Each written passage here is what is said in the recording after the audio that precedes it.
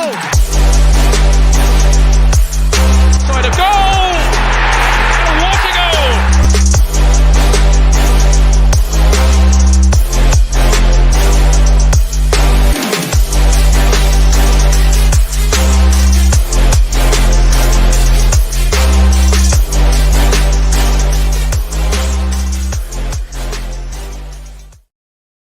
What's the crack? What's the bleeding story? How are you all doing? Welcome along.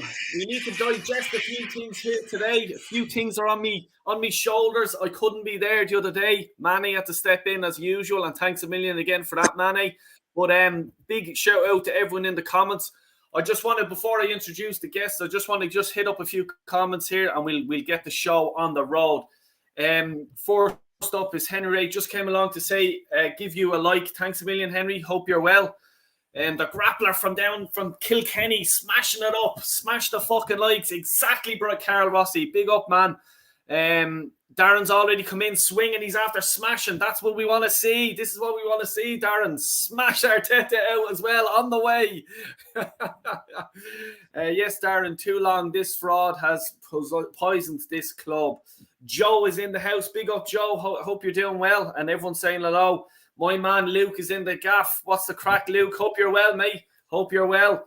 What's the fucking crack, Del Boy? I'll tell you what's the crack. There's a few people in the room that's after joining me.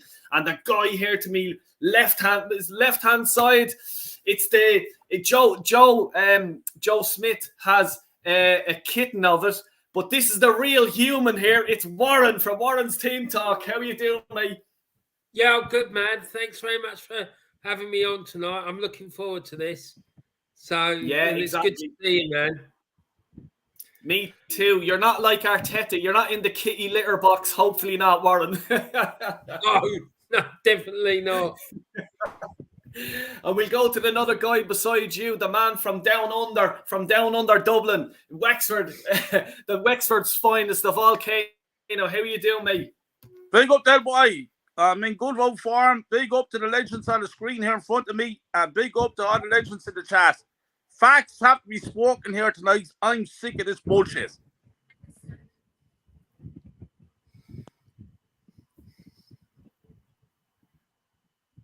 Fair play. Thanks a million, Kyle. And me and this guy from down under me, as he said, we have the same lighting. We came up, we call each other. What are you wearing today? Are you wearing the shades? Are you wearing the, this man brings the style to the channel. It's Static. What's up, mate? Hey, everyone. I'm good. I'm looking forward to what will be an explosive show tonight. Things need to be said. To say the least. No holding back. And on Del Boy's TV, Del Boy TV senior analyst, as I call him, Mani, the man from India. What's the story, brother? Nothing much. I mean, look, you can't call me senior when we've got some really senior people sitting above me right now. Even Mr. Walsh is at least a few years older than me. But listen, always happy to be on. And I want to thank you for inviting me. And Kyle, I also want to say I'm really sorry because I saw that you left the stream suddenly and I couldn't shout you out in time. But you know that you are always A1 in my book. I hope you're doing well as always. And Warren, wonderful to see you again. Static, good to see you too. Big up, Manny. I was in the woman's house, Manny, and we were actually going to a party. And I was trying to give the signals, but nobody was picking up on it, and I just had to go because she was throwing daggers at me. So I just had to go. But big up to you, Manny. Great show as always, man. Cheers, thank you. I try. I'm no Del, but I try. Right. Well done, Rook. We're all now comfortable. We're on board the bus, the Del Boy bus here, and it's going only one direction. Warren, I'm going to start off with you, mate, because I'm sure you've seen, and I'm sure we've all seen it. Obviously the Newcastle game and the shit show that happened there, and the excuses coming out left, right, and centre. The comments from Arteta. He represents us as a club. He's the manager of the club. Did you see much of them? Where he's saying it's a disgrace, it's embarrassing, it's this, it's that. Is he putting too much pressure on the referees and VAR nowadays for Arsenal's game in the Premier League, or does he have a point in your opinion? My opinion is that the referee really shouldn't come into it. The fact of the matter is, we had one shot on goal. Sorry, one shot on target in that game. And if you want to win a game of football, you need to be getting more shots on target than one. So for him to stand there and complain about a referee or the VAR, I just think it's a bit shambolic. And I was just watching the man's comment you had up there just now. He's showing, he was going on about how he'd seen a camera angle of the goal that Newcastle scored when he got crossed in. And it was what I suspected. The angle that picture that everyone's seen on social media where it shows the ball being behind the line, it's the reason it looks like it's behind the line is because of the angle of the camera that took the shot. So if it had been directly in line with the line, Jez was saying he saw an angle, a camera shot where it was in line and the ball wasn't completely out. So,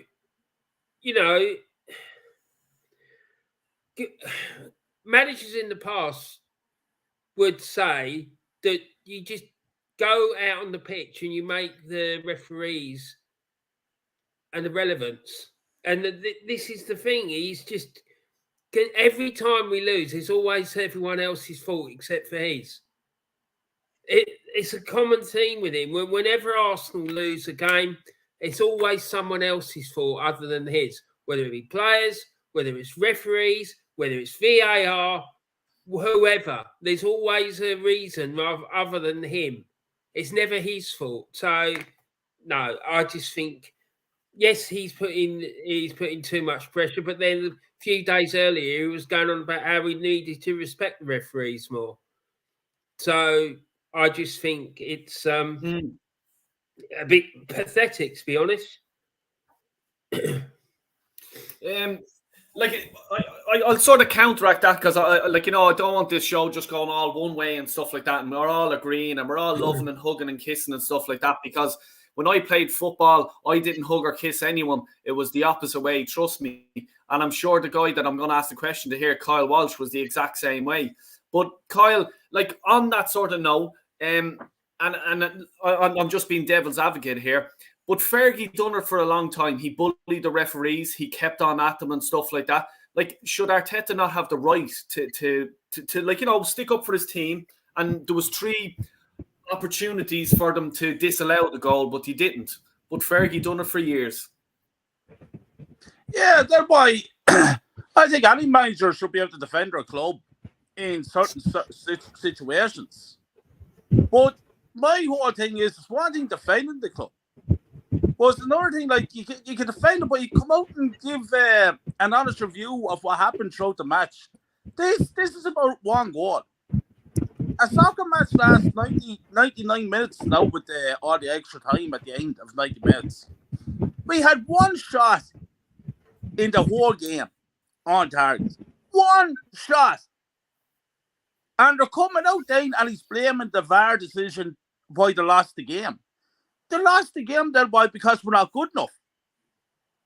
We haven't got the players, we haven't got the mentality, we haven't got the winning mentality. I'm going to show you something.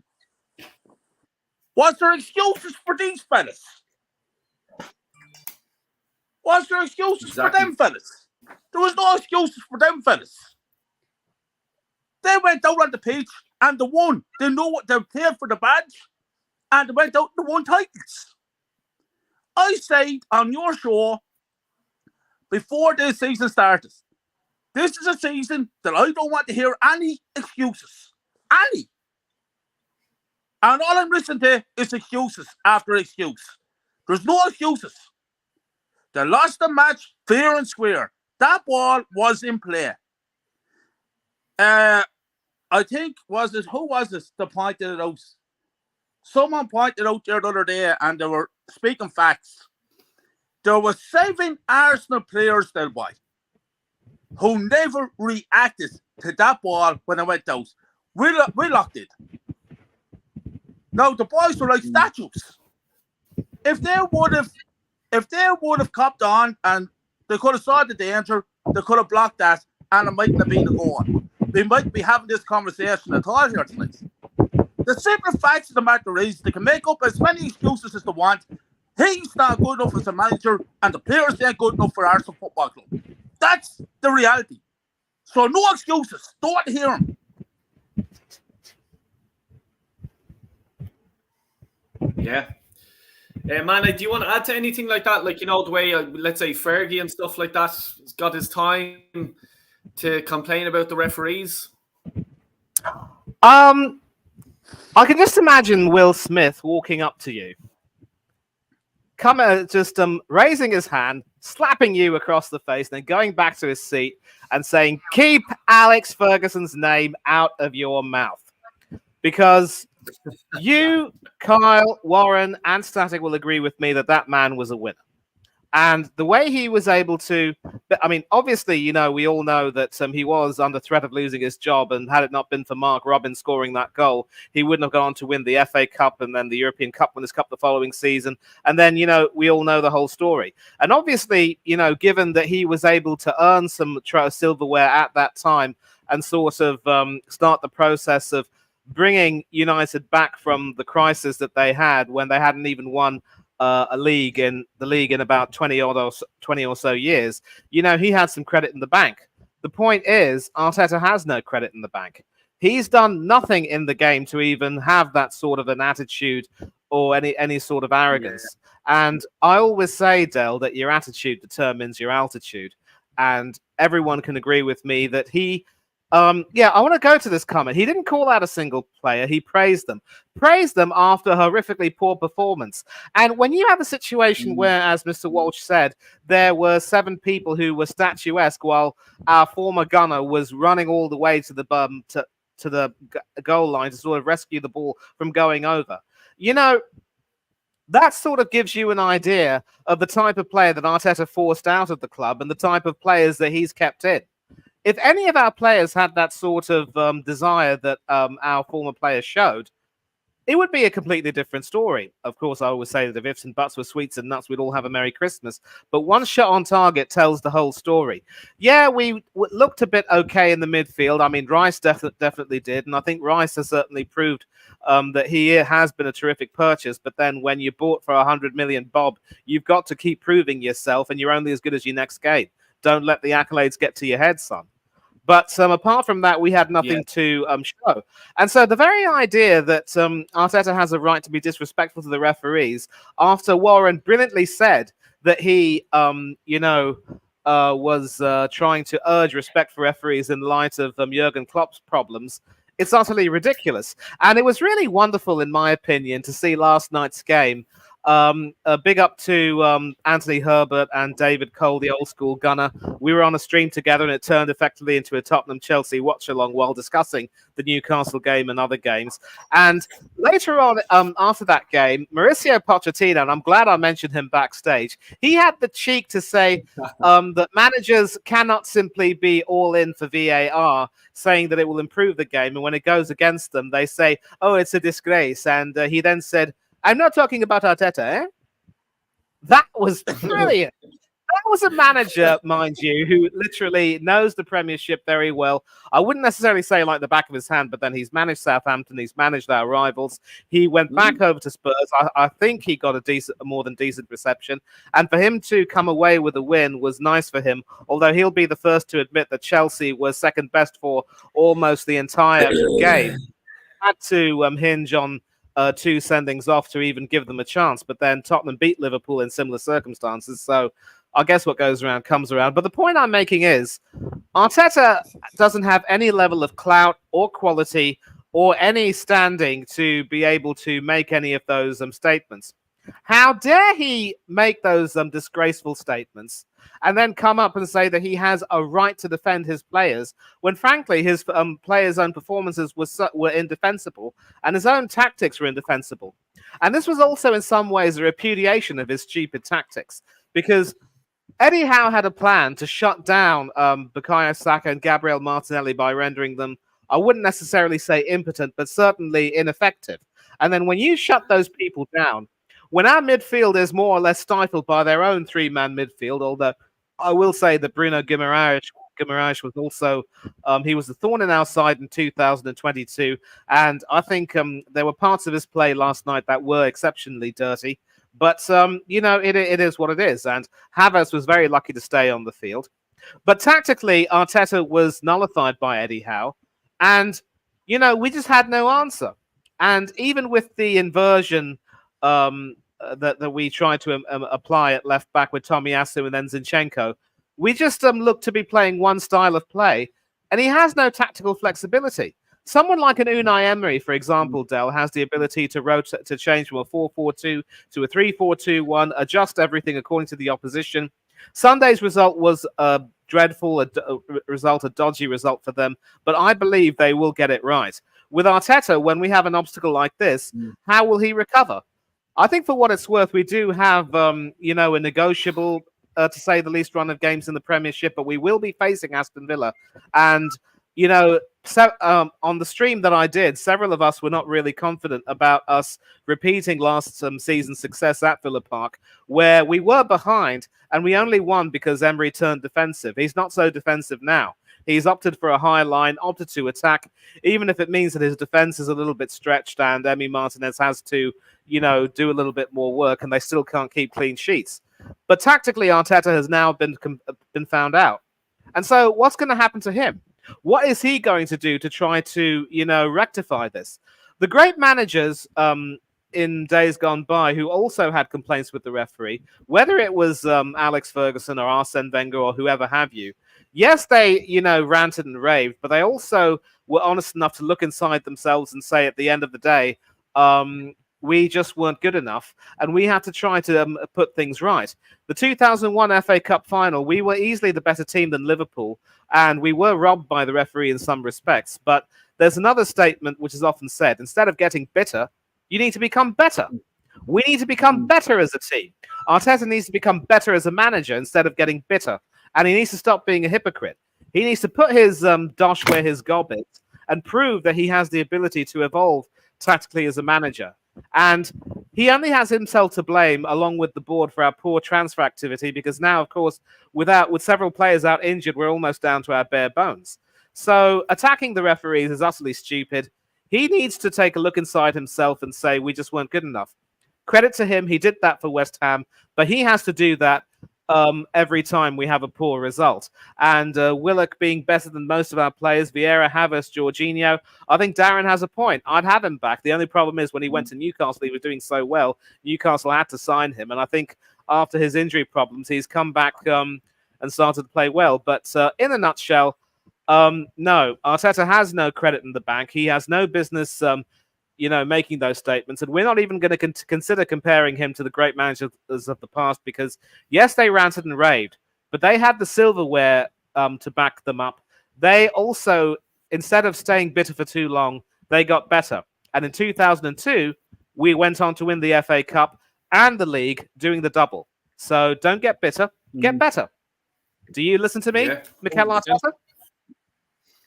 Yeah. Start again, and I suppose just sort of the same question to yourself, were you shocked with Arteta's comments? Did it surprise you? Honestly, no. Nothing surprises me anymore for what Arteta says. So, but look, in a way, I can understand where he's coming from, and in a perfect world, I would totally agree with everything he's saying. But he's just making excuses. It's just digging himself in a far greater hole than he currently is. So I just thought his reaction was very childish and very immature of him. It's just, I kind of thought, well, you kind of talk about, look, if you're going to talk about this, it's fine, but try and keep it as brief as possible. But of course, he's severely deflecting his own incompetence and him being inept, and of course for messing up the team and the formation and the tactics and his game plan. So but yeah, it's just his comments were just, look, I can't understand where he's coming from, but it was just a huge deflection from what we know was an awful performance against Newcastle, and we deserve to lose, and they deserve to win. Yeah. And I heard from a few Newcastle fans when he said in the press conference that Arsenal had played well, and some Newcastle fans I spoke to, they said, no, you did not play well, and no, you didn't. And he also said, we dominated the game. I was like, no, not really. So it's just, he's a competent, he's a liar. It's just the man never learns, and it's just. But see, for me, it's like for me, and I just want to hit off what Luke is saying here. Like, I remember a match, maybe last year we lost. After the match, Arteta said he loved his players more after the defeat. How strange! And it's pretty similar to what he's said there now. Like, for me, he's not managing the under-12s of Arsenal. It's senior, they're men. You know what I mean? If they cannot take a fucking criticism, or like what Alex Ferguson done to Beckham, a fucking boot to the fucking head. These guys are millionaires, okay? You have to be putting blood, sweat and tears on that pitch for that jersey, because there's other players around the world and there's fans around the world that would do anything for the club. They go anywhere for the club. They come and support them week in, week out. They go to Europe. They spend money on hotels, on flights, on everything else, spend the money and the whole lot. And if these players cannot go out onto that field, and if the manager cannot criticize them after the game and go, mate, you were fucking useless today, I don't know what is going on. You know, these players are too soft nowadays. And this is sort of leading me on to my next question, and it's for you, Warren. And Jorginho, okay? For me, if I was playing in that position, okay, and Bruno Guimaraes elbowed me like that, I'd be suspended for 6 months right now, because I would have got straight up. You threw a fucking elbow at me. Well, this is coming your fucking way, mate. And I fucking would have kicked him up and down the fucking field, and no one would have stopped me. And I'm not a violent person, but that guy went like that through the elbow. That's a dirty, disgusting move. And Carl Rossi will even tell you that in MMA, it's a disgusting move. It's allowed in MMA, okay? We're not talking about MMA. We're playing about football. You have to keep your hands down low. And that's a different story. I'm just saying like that, okay? Jorginho rolling around like the ground. He has to be our defensive midfielder. For me, a defensive midfielder is a Roy Keane, Vieira. That's what they are. You don't mess with them guys. If Vieira got hit like that, I guarantee you, Guimaraes should be still in hospital. And I'm not joking, and I'm not condemning, and I'm not saying it's violence, but I'm just saying, you're a defensive midfielder. You want solidness there, okay? You don't have that in Jorginho, okay? We should never have signed him. He is not a good player to me, and that's my opinion, all right?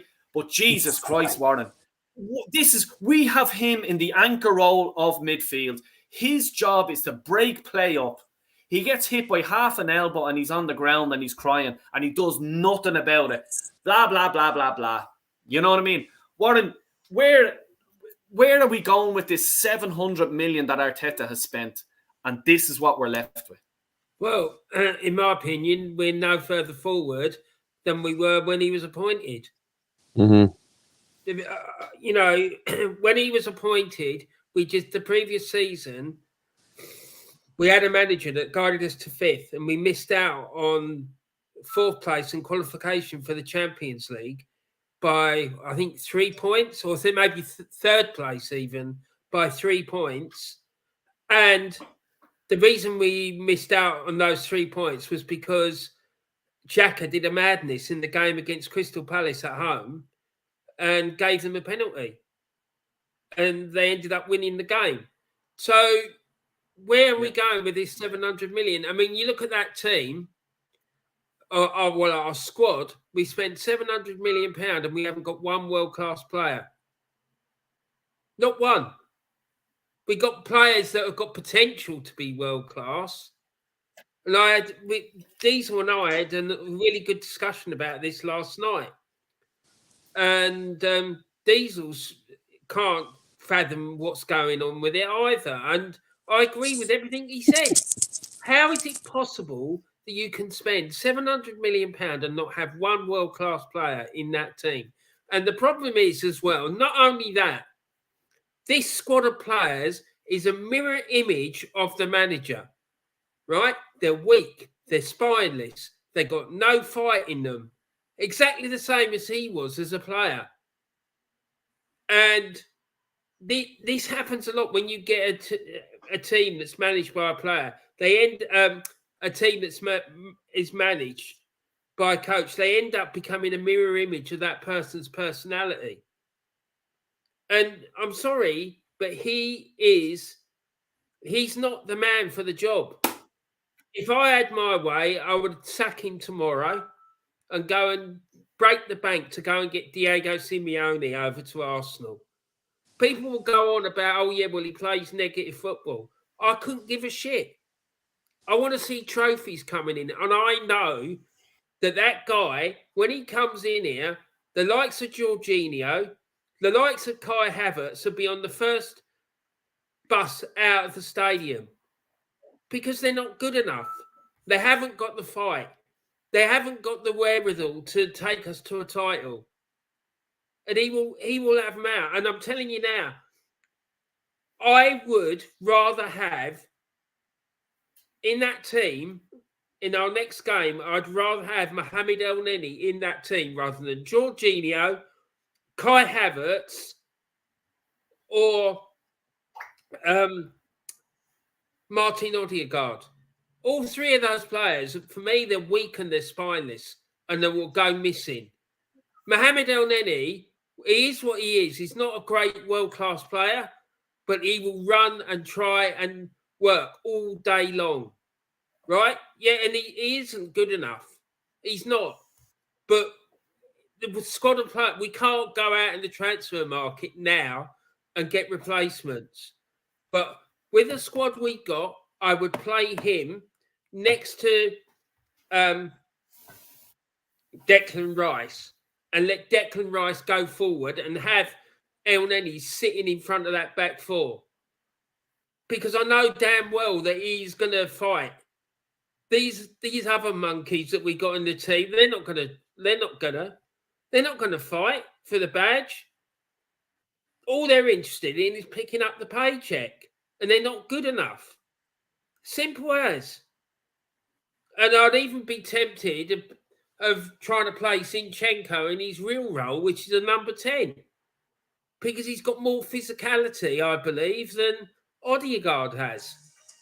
And he goes, the thing is with Odegaard as well, he goes missing. He's more interested in playing pat a cake with his international teammates than he is of trying to win football matches for Arsenal, particularly when we're playing in big games against big opposition. He hasn't got the bottle for it. He just will go missing. And the trouble is we've got at least 2 or 3 players in that squad who will do exactly the same. And they're all in midfield. So Declan Rice, therefore, all that work is going on to him. And he's trying to do 3 different people's work. It's impossible. It's impossible. You can't do 3 people's work. And the problem as well is that because we got no adequate barrier in midfield to the back four, then the opposition are just coming through, and the defence is struggling to cope with it. And that's why the form of Gabriel and Saliba have looked poised, because they got no bloody protection in front of them. And I'm telling you, this carries on.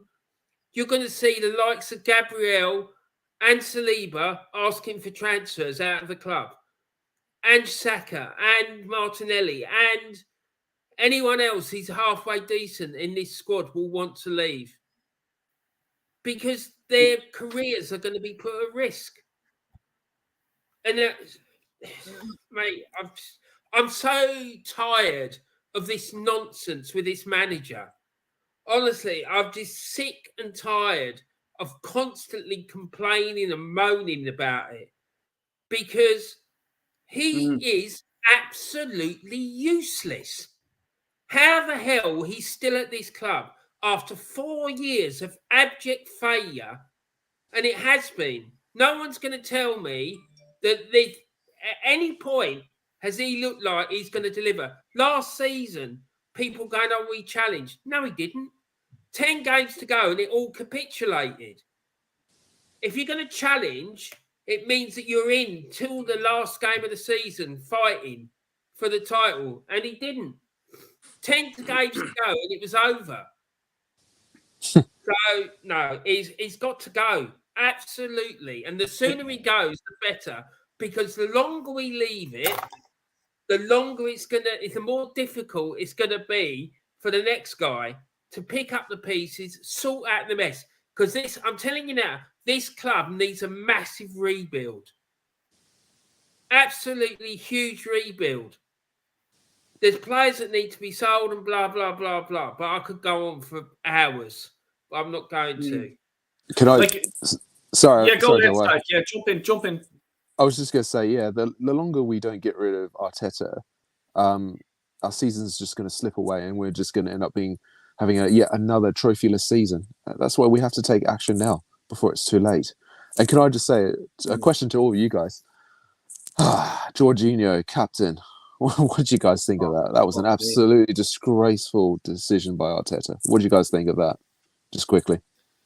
Like, well, my opinion, like for the leaders of this club that we've had throughout the years, and Jorginho, I will never forget this. Okay, when Chelsea came to the Emirates, and him and what's his fucking striker's name when they were in Chelsea, and they were saying London is blue, and they were all singing this fucking bullshit. Well, fuck off back to Chelsea, you prick. But this dickhead gets the captaincy.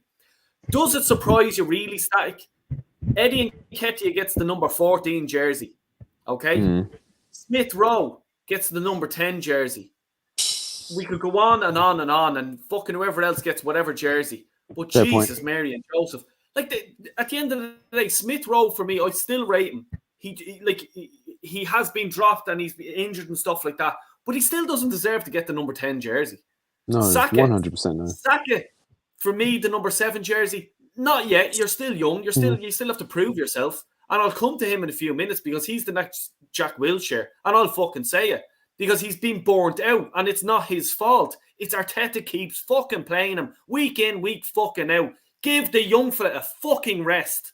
Like, Jesus Christ. There's been so many games last season where he could have rested him. He went through the World Cup. He went through this pre-season, came into the World Cup, played fucking every game for England. He comes in and he plays Carabao Cups, FA Cups. He's playing fucking Europa League. The fucking young fella, it physically can't do it. You know what I mean? Give him a fucking rest. He could have rested him so many times. What happened to him at the end of the season? His last 10 games, Saka was fucking useless. And I don't care what anyone tells me. Oh, he's the new fucking lover boy or whatever. I don't care. I'm calling it fucking how it is. That's the way it is. Oh, but he's England's best. Fuck off. Fucking Southgate. Southgate, if I was Arteta, ringing him up, here, mate, you're playing fucking North Macedonia. You're playing fucking Azerbaijan. And you're going to fucking slaughter them. I need Saka to rest him. We're paying him 200 odd, 300 grand a week. And I think I deserve to say, don't fucking play him in a stupid fucking game that England are going to fucking batter them. You don't need him. You know what I mean? Maybe send them on the last 20 minutes if you need to. But no, Arteta's there. No, play him away. And this is what you're getting now. Saka, to me, hasn't played well at all this season. And I'm not blaming Saka whatsoever. I'm blaming the manager. It's bad management. Wenger done it to Jack Wilshere. Kept playing him. Jack Wilshere is now 32, 33 and he's retired. Can you blame? Like, the body can't go on that long with the training they do, the injuries they get, they burn out. And that's what happens. When your muscles are burnt out, it's easy to pick up injuries and stuff like that.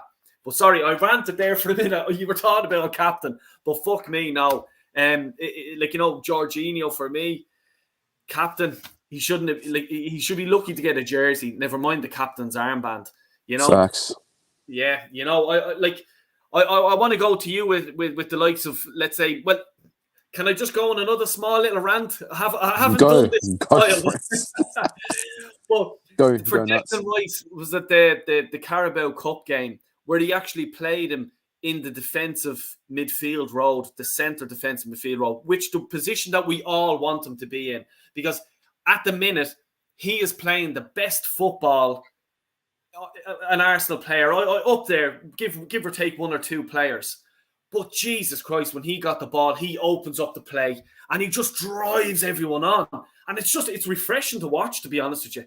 And he didn't start the game against West Ham, but when he came on in the centre and he just fucking goes for it. And it's completely a new different thing, a new avenue that Arteta can go down. And then he goes on Sunday and he plays him on the left-hand side. Why are you doing that? Like, it fucking worked for West Ham. You go back and watch Declan Rice playing for West Ham last season. When he was in that middle role, he was able to ping balls left, right and centre. When he got the ball, he went straight forward. That's what you need. The defence, let's say the opposition don't know what way to fucking handle this guy. Oh, who's going to close him? He's after opening up a gap for someone to go by. You know what I mean? Kyle, I'm after waffling on there, but what do you make of this whole centre midfield? Jorginho in there? Is it Declan Rice for you, or what way do you feel about it? Well, I'm going to go on a bit of a rant here, so just bear with me. I have to say a few things here. Go for it. In 1987, I witnessed Arsenal lift up my first title as a fan. That was the League Cup. That was the Carabao Cup.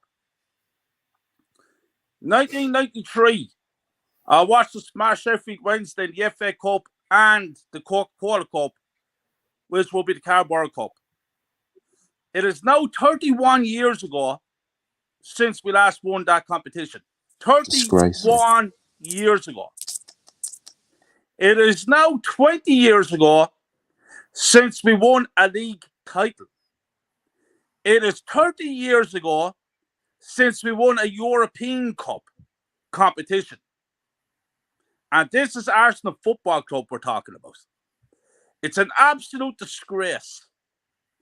And to look at the likes of Jorginho as captain, let me tell you about captains. I saw Mr. Tony Adams getting his head split wide open. Got stitched on the sideline, got the white band wrapped around the head, went back out onto the field and smashed the header in and reopened all these stitches. Jorginho gets an elbow by the fella there for Newcastle there on Saturday, and he's running around the ground like he's out getting shot. Where's the standards? Facts. Now, let me tell you something. And let me get something fucking straight here tonight, because I'm fucking sick listening to debates about this fella and that fella. Let me get something fucking straight. Jorginho is fucking useless. He's not good enough to be at Arsenal Football Club. Never mind captain. Now I'm listening to people telling me that Havertz is every bit as good as Dennis Bergkamp. Now let me get something straight. I want you all to look at this. I want you all to look at this screen, because I'm going to show you all fucking something now. You see Dennis Bergkamp? You see that little statue? Havertz ain't even as good as that fucking statue, but that statue don't fucking move. You'll never clean his boots, It's mate. absolutely disgusting. Now let's get on to Martinelli, because I'm sick of people saying that Martinelli is this and Martinelli is that. Martinelli is not fucking good enough. For the standards that I want my club at, to win Premier League titles, to challenge with the best in Europe, forget Martinelli. Facts. Now let me get you all something. I'm going to tell you another fucking thing. I say this, and I think I was the first to say it, and I'm sticking fucking by it. Saka is not world class. Saka is a good player, but I don't see him improving that way. I think we're after getting the best of him. I can't see Saka moving up that extra level. I fear for him. I think his career could be at the end. The man is based. He's worn out. But if we're relying on Saka to win us the Premier League or a Champions League title, forget about it too. Jesus and Eddie Nketiah up forward, forget it. People wake up. These players are not fucking good enough. I'm sick listening to debates. Every show I turn on, there's debates about this fella's this good, that fella's that. They're not fucking good. What if they won? Where are we? Where are we? What phase are we in? What project are we in? What process is it? Because I'm fucking lost.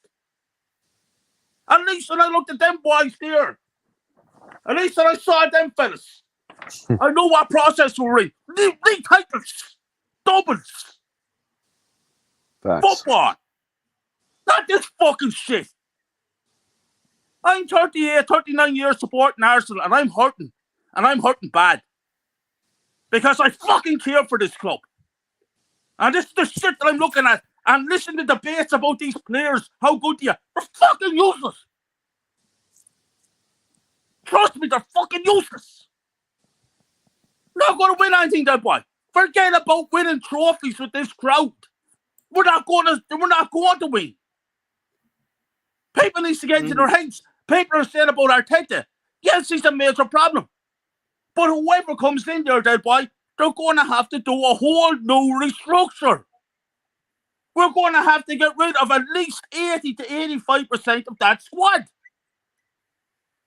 It's embarrassing. Second place. Let me tell you something. I put up on Facebook last week when we got out that Carabao Cup. I put up a thing up on Facebook. I said, I hope you're all happy with that now. Because I ain't. Darren O'Sullivan there. Darren Sullivan will tell you, because Darren came in on my Facebook page. He'll tell you. Fans said to me, you want to get a grip of yourself. The Mickey Mouse Cup. That's what they told me. I wrote underneath it. Warren was on it too. Warren saw it. I wrote underneath it and said, the only person who wants to get a grip of themselves is you. Because they said, you're talking about Mickey Mouse Cups. What gives Arsenal the audacity to call them Mickey Mouse Cups? What have we done to call these cups Mickey Mouses? What have we achieved in the last 30 years? We have achieved nothing. So, as I said to the fella, you're calling this Mickey Mouse competition? Why? Are we going to win the Champions League? Are we going to win the Premier League? Am I missing something here? It's absolutely disgusting. The club is rotten to its core. And I don't know what the fuck is going to happen there, boy. But we ain't coming back from this for many, many years. I said it before and I'm saying it again. Arsenal Football Club will not win a Premier League title for the next 10 years. Listen to that comment, because that is straight. We will not win a league title for the next 10 years. We're in for a downfall, big time, for the next fucking 10 years. This club is going nowhere.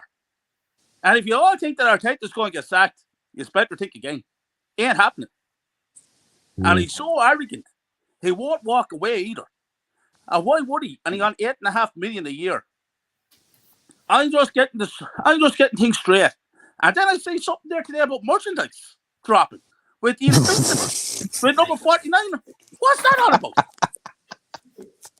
The woman got me. It was my birthday 2 weeks ago, and the woman got me an Arsenal jacket because I told her I don't buy merchandise anymore. So I was surprised she got me a lovely Arsenal jacket, red one. And I looked at it with the gold stripes going down the sleeves. You know where it is? In the wardrobe. You think I'm going to wear it? No. I said, how the hell can they be celebrating the Invincibles that what we done 20 years ago with this crowd here today? That just goes to show the fucking standards. Merchandise. Shove your merchandise up your fucking hole.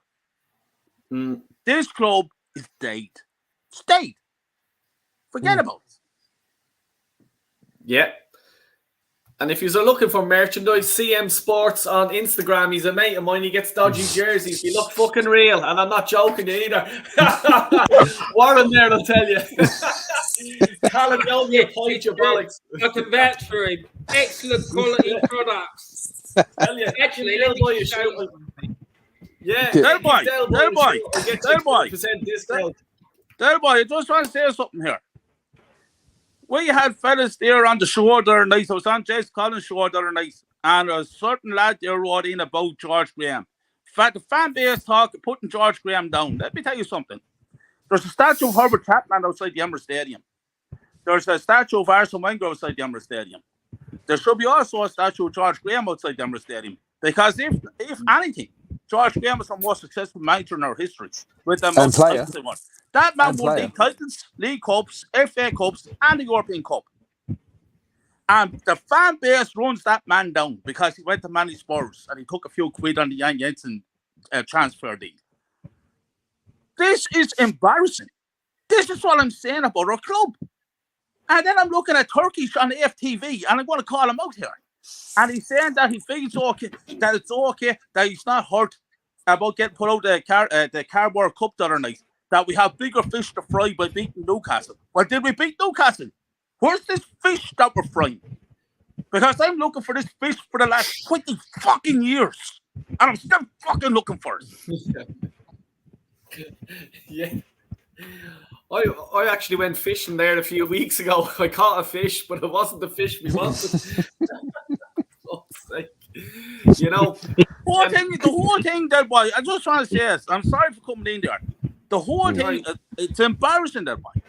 The club is embarrassing. It's finished. It's done.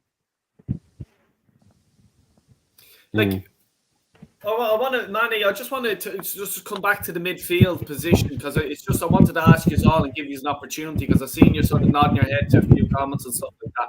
But with the Declan Rice thing in the centre mid, like, how is it going to work? Like, does Odegaard go to the right? And we need Partey as well in there. So, do you put him on the left side of that, or? Why do we not go back to the 4-2-3-1 formation that we played at the beginning of last season, where we were playing some amazing football? We went on that run, and we were looking good. I'll tell you why. Because ever since Gabriel Jesus got injured, we had to stick Edward Nketiah in, and since that useless bugger can't play as a lone striker, we've had to change it to a 4-3-3. And obviously, our 4-3-3 was no match for Newcastle's 4-3-3. And I get the anger with Jorginho being captain. I actually don't think that he's good enough to even start, to be honest, because, look, his legs are gone. He doesn't have the stamina of old. And it's quite pertinent to note that he's not even wanted by Italy anymore. You know, he was the one who, was responsible for Italy failing to qualify for the World Cup by missing a penalty against North Macedonia. And even Italy have started to realize that, he's just not the player he was.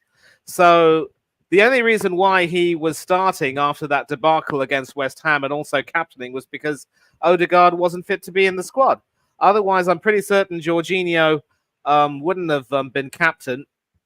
We also have a huge problem with having to stick the 65 million bob worth of useless fat going by the name of Kai Havertz. So that further weakens the midfield.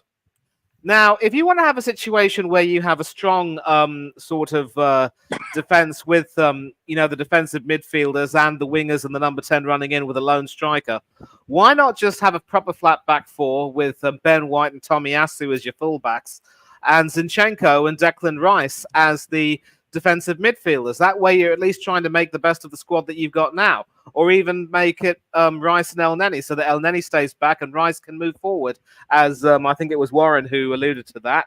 And then, of course, you can have Martinelli on the left, Saka on the right, and the number 10, the number 9 can be any one of... instead of Odegaard, you could possibly have Trossard playing the number 10, and if Gabriel Jesus is fit, make him the striker. Or if Jesus isn't fit, use Trossard or Havertz as the false 9. And for what it's worth, just stick Odegaard over there. And at least in that much forward position, he has a chance to do a little bit more damage. It was working that season at this point last season. And you know what they say, if it isn't broken, just don't fix it. I mean, that is what I would normally want to do. But again, this just goes to show that Arteta doesn't have the tactical flexibility or the nous to be able to try something better and make the best of the squad he has at his disposal. And the fact that he saw it fit to loan out Kieran Tierney, who was, balling for Real Sociedad before an unfortunate injury, I mean, that just says it all. I mean, so what if Tierney got injured? People are saying that Tierney getting injured again proves their point that he's no longer fit for purpose. Well, Jurrien Timber got injured. You can't legislate for injuries. You can legislate for footballing ability and whether or not you can make the most of the players at your disposal. And of course, in the corresponding fixture last season, Tierney came on as a sub, linked up beautifully with Gabriel Martinelli, and played a big role in scoring that second goal. So when you go back to basics and get rid of that ridiculous inverted stuff, well, Darren, of course, now saying that Zinchenko shouldn't be at the club anymore. And here's the thing. Unlike with Havertz, there is a player in Zinchenko. He proved it with the Ukraine national team. He did prove it to some extent with Manchester City. Although, let's not forget that when Zinchenko and Jesus came to us, the following season, City went on to win the Champions League. But I get what Darren is saying, that he doesn't want to see Zinchenko at the club. And El Neni could be an option. As I said, put El Neni and Rice together, given the injuries that we've got. But that just goes to show that Arteta only plays one particular way. It's tunnel version. It's his way or no other way. I mean, if he's willing enough to put Thomas Partey in at right back, to have him come to the midfield to keep that inverted system, effectively he's just playing one style of football. And it's stupid. It really is. And there is a part of me that thinks that sooner or later the fans are going to start seeing through that. It will take an exceptionally comprehensive defeat where, in the words of Mr. Sullivan, we get rinsed. I believe that is London slang for being completely, worked over or defeated or what have you. I mean, whatever it may be. It may take a chastening defeat like that to make us see that we're not as good as we think we are, and that Arteta is nowhere near as good as he or his acolytes think he is. And bear in mind, all of us have lived through the 6-1 and 8-2 reverses at Old Trafford when Alex Ferguson was still ruling the roost. Both of them were under Arsene Wenger. And, it's just... and yet we still were willing to put up with it, but eventually we decided enough is enough. And at least we were winning FA Cups then. What have we got now? It will take another trophyless season. It will take some more chastening defeats for fans to finally see the light and say, you know what? It's been fun, Mikel, but we've got to say goodbye. Breaking up is never easy, but it's what we have to do. And knowing us and knowing you is the best thing we can do. Shout out to Abba there. Yeah, Manny, just on that. If I was to break up with him, I'd just send him a fucking text message. Fuck off. Kyle, go for it. Just like to say there, Del Boy, that Manny, I always love listening to Manny talking, but Manny has mentioned a couple of names there. Isn't it queer fucking sad state of affairs when we're talking about El Neni coming in to do a better job than what we have? I'm talking, I've heard, this is not the first time I've heard El Neni's name being mentioned. I've heard his name being mentioned on other shows this week. Now, let me tell you something. My standard for this club is to hit number one, to win the Premier League title. Facts. We're not going to win Premier League titles with the likes of El Neni, lads. This is what I'm talking. This is where we are, Dead Boy. We're talking about Mohamed El Neni coming in to do a better job than the donkeys that we have there already. It's a joke. It's embarrassing. And then these lads are telling me that Arteta is the best young manager in world football. He's clueless. It's disgusting. Then I'm hearing the name of Shevchenko. I want to put Shevchenko out my backyard and out the window there. He's useless. We have to raise the standards. The standards are on the floor. Look at the names we're talking about. It's disgusting. Turns my stomach. Yeah, well, I want to come to you, Warren, just on that. Like, do you think, just for tomorrow, I hear that Eddie is out injured because he didn't train today. That's what I heard. So, where does this leave us? Jesus is out. Yes. Eddie's out. But I've been hearing he might try what he did for the Charity Shield final. He might try Havertz up front. Is that an option for you, or are you going with Martinelli up front, or What are you thinking? I put Trossard Trossard up front. Facts, Warren. Facts. And then have either Smith Rowe on the left or Martinelli, and have Saka on the right, because we're just down to the bare bones. We need to get another injury in our forward players. We're done. We won't have enough players to field the team, and that's down to this manager. So Yeah. I mean, I do not want to see Kai Havertz on that pitch. Facts. I just think he's absolutely useless. I'd His rather liability. see Carl Walsh up there. And I'm not even joking. Facts. I would, because Facts. he's got nothing about him. What does he actually bring to the team? Warren, he's a tank that's not loaded.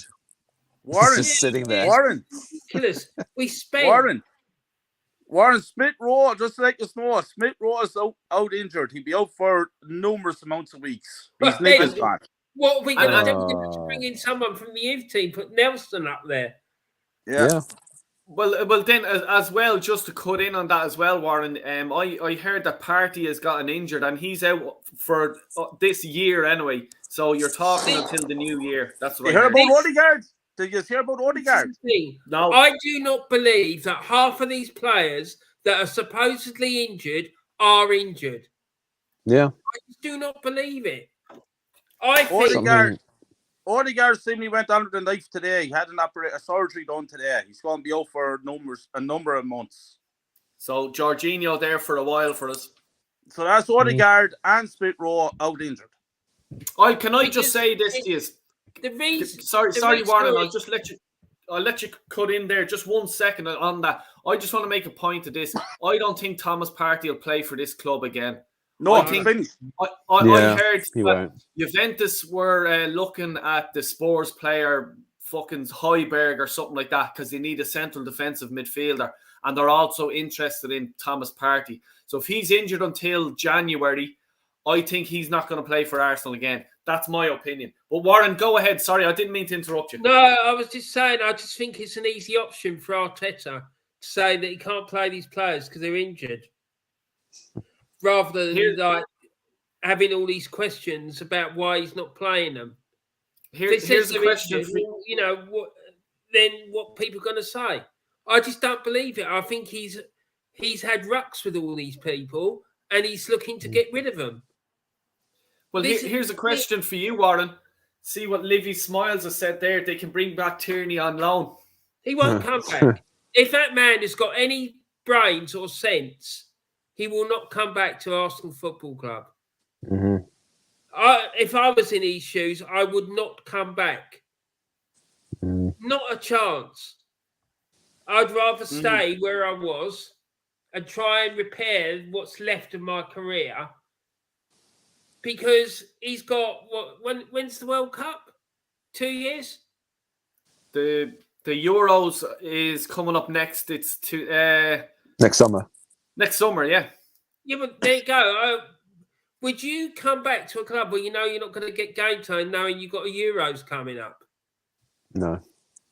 I just don't think he's going to come back, which is a shame because he would be brilliant on that left-hand side for us. But no, I just can't see it. I just, like I said, I don't believe that half of these players that the club are claiming are injured. I reckon Arteta's had rucks with them and he's looking to offload them. That's what I think it's all about. And he doesn't want to have to explain why he's not playing them when the performances have been so poor. This is what it is. And it's just all of this. It goes back to all of this stuff that's surrounding this guy is just there to protect him. It's got nothing to do with what's right for the club, whether driving us forward, making us competitive. It's all a load of utter nonsense. And I'm tired of it, man. I'm sick of it. That is why I've not uploaded any videos about Arsenal, because I'm sick and tired of talking about this utter nonsense. Because it is nonsense. We've got a set of deluded fans who don't know their arse from their elbow, talking absolute bollocks about this manager and what a great manager he is. What has he done? He spent £700 million, and what have we got to show for it? Nothing. We've won one FA Cup, which he fluked, and we've managed to capitulate in the last 2 seasons on the bounce. It's an absolute fucking shambles. No other leading club in world football would put up with this nonsense. Mate, I'm sick of it. I really am sick to the back teeth of it. Because it's just complete and utter bullshit. It is. It's just complete and utter bullshit. And how anyone who's backing this, as far as I'm concerned, is not a real Arsenal fan, and they should just fuck off down the lane. Because they're not real Arsenal fans. Because if they were, they wouldn't be putting up with it. It's as simple as that. It's just bullshit. And that's it. Yeah. I've fucking had enough of it, mate. Guys, can I just say a few things? Yeah, go ahead. Yeah. Sorry, Dave, I'll be quick. One, yeah, Arteta's 100% lost the dressing room completely. The players have had enough. They want him gone. It's only a matter of time. I also want to say a second thing in response to what Kyle said. Listen, George Graham was a great player as well. You know, he also won trophies for us. He also won a European trophy. So another reason why he should have got a statue, because he was a great player and a great manager. So he won pretty much everything, both player and manager. So he 100% deserves a statue. And finally, big love and respect to a certain female YouTuber. I was on a show a while ago. I'm calling out a YouTube channel. It's a big channel. He put in, I know it's a he. He put in a comment saying, some Arsenal fans are looking at our great start to the season through rose-tinted glasses. Well, let me tell you something. This guy has vision. I'm being called Stevie Wonder because I have the vision. I know for a fact the first 10 games of the season, last season, we were playing really good football. Yeah, okay, we weren't winning every game convincingly, but the performances, I got 2 eyes. I got the vision. I could see we were playing really well during the first 2 games of the season. Whereas now, this season, the first 10 games of this season, our performances have been fucking shit. Excuse my French. Like, and that's all I want to say. Even that when you think about that, Static, as well, like the tinkering around, I have to try and word this correctly here. The tinkering around that he done at the defence by dropping Gabriel Magalhaes at the start of the season. Why? Why was that done? I still cannot, and I want answers for it, because the two of them pairing were absolutely quality. You know what I mean? And he drops Gabriel Magalhaes for what reason? You know what I mean? You don't drop your 2 centre halves, like one of your 2 pairing. You know what I mean? And you're on mute there, Static. Sorry. Go ahead, Kyle. Then why? I don't know how true this is. All I can tell you is what I was told. I was told it was a major bust up between Gabriel and Arteta. And that's why he was dropped. That's what I was told. Don't know how true it is, but that's what I was told. Yeah. That wouldn't surprise me, because, like, you know, let's say he has fallen out with a few players and stuff like that, you know. Sorry, Static just said he lost sound, he dropped out. He's going to come back in. Sorry. But yeah, that wouldn't surprise me at all, you know, in the slightest. And the whole thing with the party thing as well, like, let's remember, Partey used to be managed by Diego Simeone. So he's cut off that cloth as well. I'm sure he takes no fucking prisoners. You know what I mean? So look, we're only speculating as well. There's a few things, though. There's a few things there with Partey, then, boy. You have the first point is what you just said. Second point is about this injury. There's another point too, that AFCON thing on in January, that he could be gone for the month off to Africa to play in that competition. Yeah. But the other thing is that this whole allegedly thing, that could be still in the background as well, that we're talking about back then. So there's a few things. There's Yeah. a few things going on. You just don't know what's going on. But I did say on Jess's show there a couple of weeks ago, I personally believe we're not going to see Party in an Arsenal jersey again. Yeah, I think so as well myself. Like, you know, lads, I'm gonna let's go around the table here for the tomorrow night. I just wanted to just touch base on that. You know, first of all, I'd like let's say, who do you think is going to be up front? Just up front, because I'm sure we know the whole team, or if you want to name the team, quickly name it. And also give me your score prediction. Warren, since you're beside me, I'll go to you first, mate. Well, who do I think is going to play up front? Yeah. I don't know. I don't know, because have we got anyone who can play up front? I don't know. I think Warren, I think the way he's Martinelli or Trossard. If it was my choice, I would go with Trossard. And the score prediction, I'm gonna go with a 2-1 victory for Arsenal. 2-1. Positivity, good man. Come here. I'm hearing that David Raya can play up front as well. Mane, I'll come to you. Who do you think is playing up front, and who do you want up front? And your score prediction, please. Oh boy, this could take long. First of all, I'm glad we haven't touched on the Raya Ramsdale debate tonight, because that could take a long time. But let's make it crystal clear. As bad as Raya was at Newcastle, Ramsdale was even worse. We are going to get rid of Ramsdale, and we will stick with Raya, at least, you know, sink or swim with him. And then next season we get another one, and the whole cycle continues. And this is another reason why Arteta simply ain't fit for purpose. You know, he's going to throw more and more players under the bus. And, you know, the golden boy from last season, I mean, I don't rate him personally, but, you know, if Arteta has destroyed his confidence, then more fool him.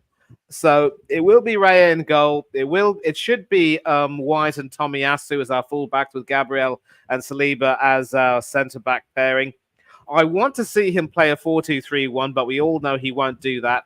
I definitely would. So the only question is, who would you drop out of Jorginho and Kai Havertz? And something tells me he might end up dropping Havertz and maybe, you know, having Rice and Vieira and Jorginho in.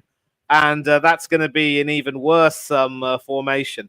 And as for who could play up front, it would have to be Trossard. I don't want to see Havertz up front either, but, you know, knowing Arteta, he might just decide to come up with something rather ridiculous as that. And, that'll be the 4-3-3. Saka, Trossard, and Martinelli up front. And I'm also going for a 2-1 win, but I definitely wouldn't be surprised if Seville give us a really tough game and try and set the record straight, because let's not forget, gentlemen, we were very fortunate to have come away from Spain with 3 points in that game.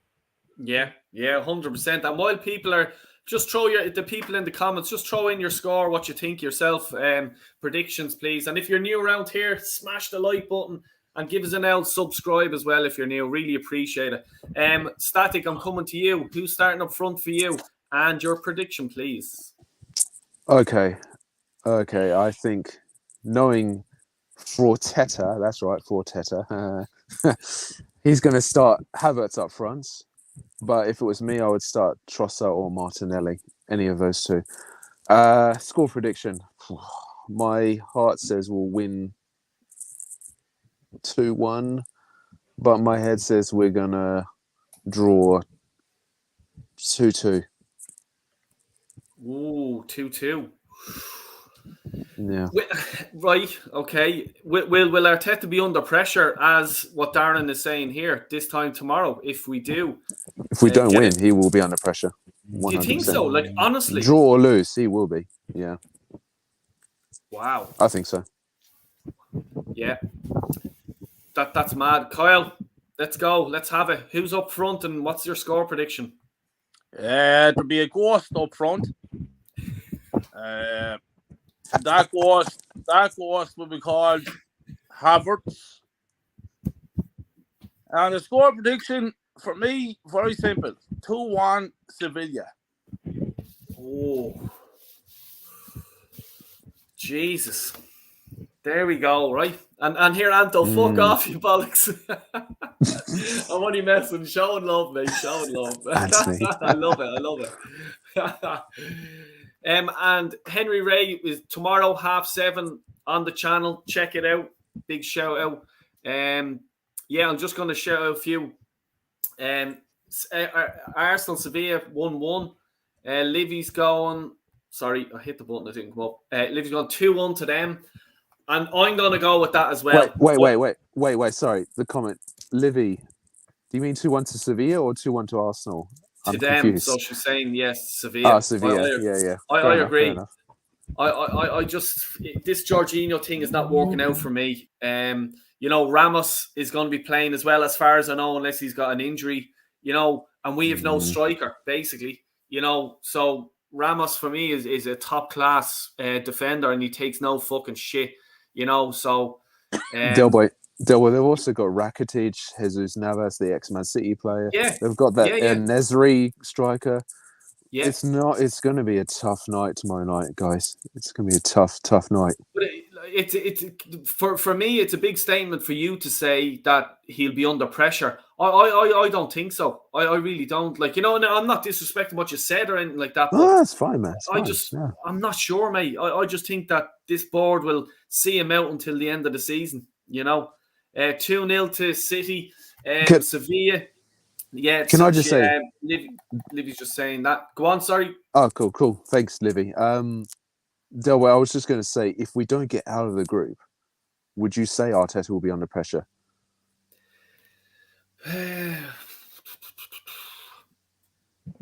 See, I think they'll see him out till the end of the season. Fair enough. I like if they are to sack him and stuff like that. I think to sack a manager, you should be looking at January, February, and you get the new manager in then and let them see for the rest of the season what they need, what they don't need, and it gives them a bit of an advantage come start the next season, get a full pre-season in, get a transfer window in, but Arsenal don't do things that way, No, they don't. I said at the start of the season, when I saw the group, the draw, I said straight away, we're not coming out that group. And I was thinking like that. Yeah. Look, this is it. I'll read out a few of these comments. We can't even blame the Cronkies. It's all on Arteta and Adu for signing players who are not good enough for Arsenal Football Club. Yeah, exactly. I agree. Moss is saying, big up Moss Sports. 2-0, Kai and Saka to score. Anto going for the 2-2 draw. Eddie up front. You fuck. Anto's winding me up today. Oh, boy. I'm only messing. No, all good. TY4, this SO Del Boy. Thanks for the shout out, Del Boy. Much appreciated. No problem at all. Look, I try to help anyone I can, and I'll do whatever I can. I'm not good at this shit, but I only try. I don't deal because that's their defeats on the trot, and if we don't win in November, we're all in business. So tomorrow after the game, it's very late here for me, so I'm not sure if I'll be doing a fan call-in show. I'll just see how it is because I'm busy tomorrow and stuff like that, and I've also have the football training as well for my boys, so it's going to be a tough one. But Delway, can I ask, how's your team going? How is your team going? How's my team going? Delighted you asked. Yeah, we're in second place in the league. We have 2 games in hand, and we're 7 points behind the team who are top. So we win our 2 games, we're a point behind them, plus we have to play them. So, we're doing okay. We're second in the league, as I said. So, big up. If only Arteta could learn from you, Del Boy. Go ahead, Kyle. There's no room for second place, son. Get them boys kicking football, will you, for God's sake? Exactly. Yeah. Get the banners out. Michael, big up, Michael. Hope you're well, pal. Big up, Del Boy. Hello, Del, you legend. Hope all is well, bro, and the panel. Big up, Michael. James is in. Thumbs up. Thank you, James. Big up. Check out his channel as well. It's actually great. Your jersey makes me dizzy. That's grand. It's not the only thing that makes me dizzy. It's me fucking stinking attitude sometimes. But anyway, I just want to say thanks a million for the whole panel for coming on. These are absolutely legends in my eyes. For me, it's refreshing talking to you guys and everyone in the chat as well, because sometimes you're just there looking and reading stuff online and you're just there going, Jesus, Mary and Joseph, what is going on with the world? You know, but you guys make it real. And thanks to everyone in the comments, putting comments in. Anto, you big bollocks. But anyway, I love you. Great show, Dave. Yeah, exactly. But I'm actually going to on Sunday. I'm going to Glasgow. I'm going to see a team called Glasgow Celtic. I'm going. But fucking, oh Jesus Christ! Just check out me. I'll be doing a vloggy thing and stuff like that. I'm getting up at 4 o'clock in the fucking morning, right? I should be getting in at 4 o'clock in the morning, pissed drunk out of my head. But now I'll be getting up at 4 in the morning, Saturday night, Sunday morning, 4 a.m. So I have to get a bus from just around the corner from my house. We're driving from Dublin to Belfast. We're getting a boat from Belfast across to Stranraer, I think it is.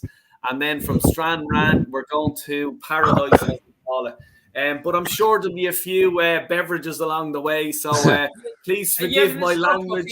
Bring back the vlogs, Del Boy. Bring back the vlogs. The adventures of Del Boy. Go ahead, Kyle. So you need plenty of drink to go to see them donkeys, let me tell you. Yeah. They're every bit as bad as Arsenal, let me tell you.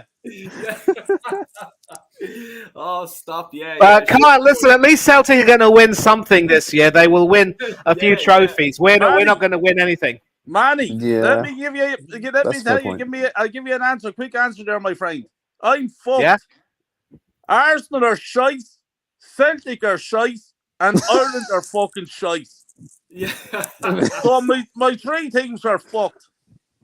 Remember, Kyle, when you reach rock bottom, the only way to go is up. Get rid of Stephen Kenny, get a decent manager in, and I will pray that all will be well. I'll beat it, Arch. So, Del Boy, you're the nation. As far as I'm concerned, you can take over there and job, son. Yeah. Del Boy, do you want to shout out our socials? Yeah. Let's go. Warren, give us a shout out, mate. Yeah, my channel's called Warren's Team Talk.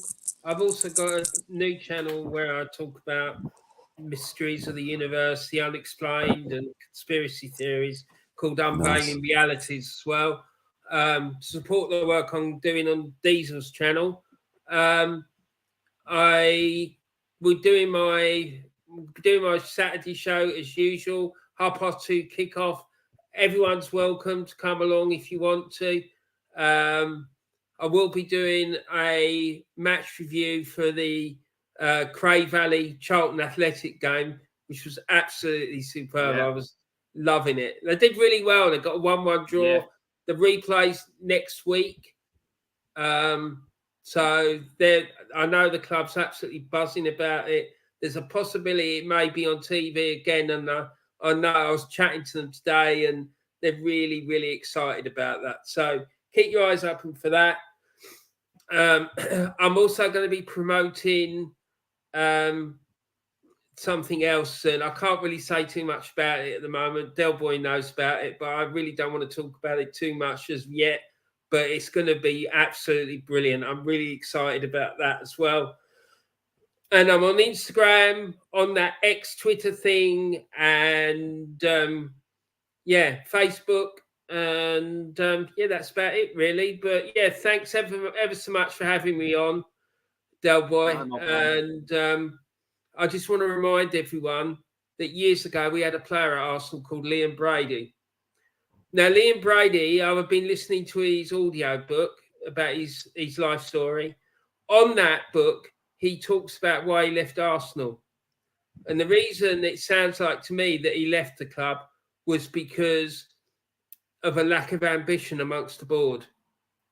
And I'm sitting here and he left in 1980. And I'm looking at it and I'm just thinking, has anything changed since he left 43 years ago? Facts.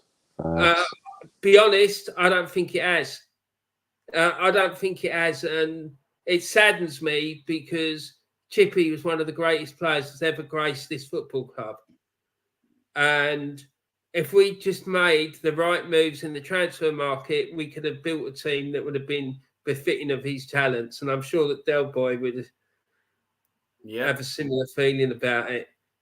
Oh, yeah. Chippy Brady for me. I'm managing at his club, his boyhood club. You know, I know all about Chippy.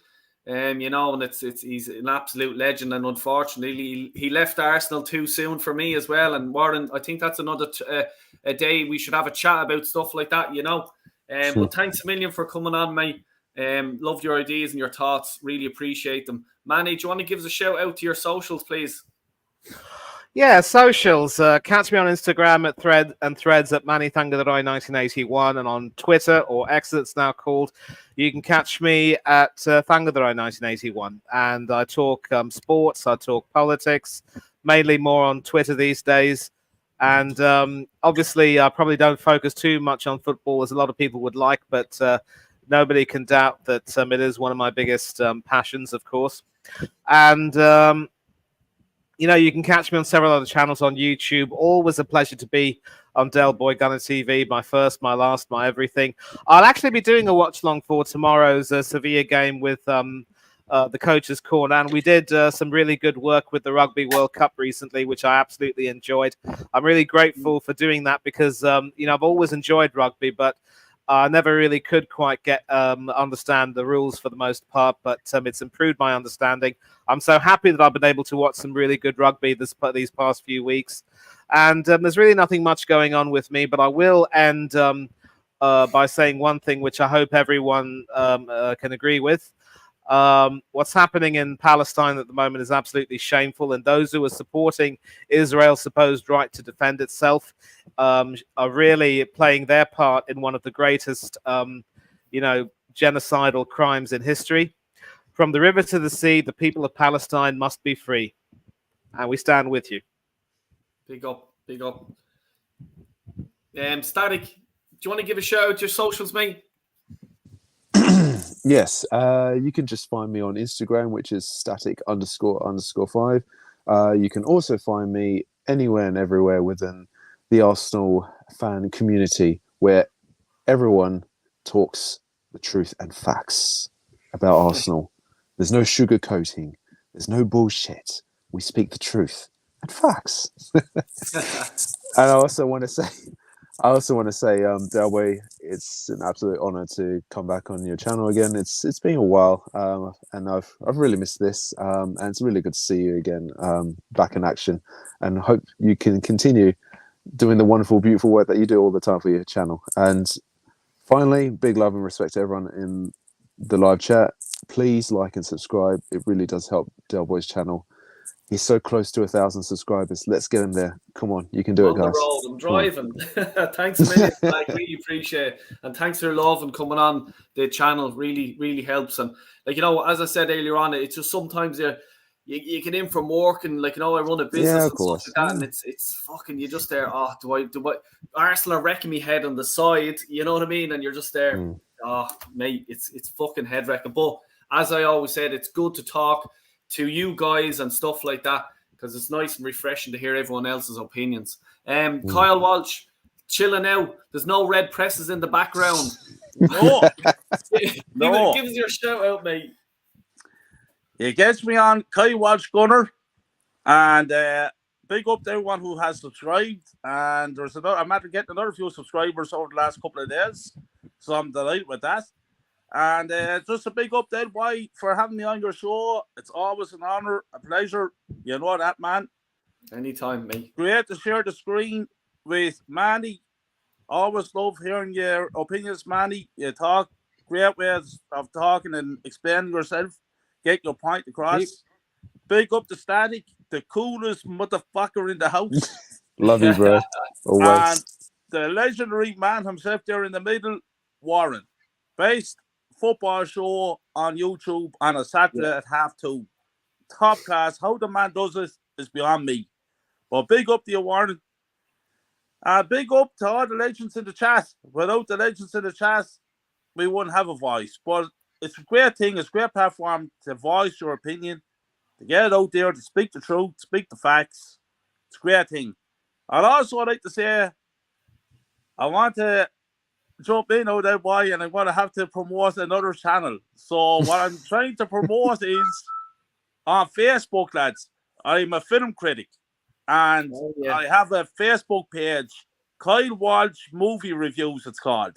So anyone on Facebook, if you just follow me, build the page up, I'd be delighted. So that's Kyle Walsh Movie Reviews. And trust me, you will enjoy it. So a bit of reading there. So yeah, so big up to you all, lads. Fair play to you all, and I hope to see you all soon. And I must say, just on that, on Kyle's review page, I actually seen it as well. And I was there one evening, I was just there, what the fuck will I watch? And next thing I seen one of your reviews, and like, it doesn't seem like Kyle Walsh, the words you use, it's calm, it's collective, it's informative as well. You know what I mean? And I was just there, is this Kyle Walsh Gunner, or is this fucking some other Kyle Walsh in Wexford? But I tell you, I went through your reviews and I spotted a film, I watched it, and everything you said in it was absolutely spot on, and I agreed, and it was a great film and stuff like that. So please do check it out, and stick it in the chat there if you want as well. One last thing. I just want to say one last thing. I just want to all Arsenal fans out there, especially the ones that don't like to be called toxic fake positive, listen up. Win, lose or draw, Arteta out. And I'm done. And look, you'll hear from me, Del Boy Gunner. Please like and subscribe if you haven't already. But as I said, I'll be doing a match day vlog for the Celtic versus Aberdeen. I'll be going on the bus, the boat, trains, planes, automobiles. If you hear a boat sinking up in Scotland, don't worry, it's Del Boy. I'll try and sim to safety, but if not, Arteta out.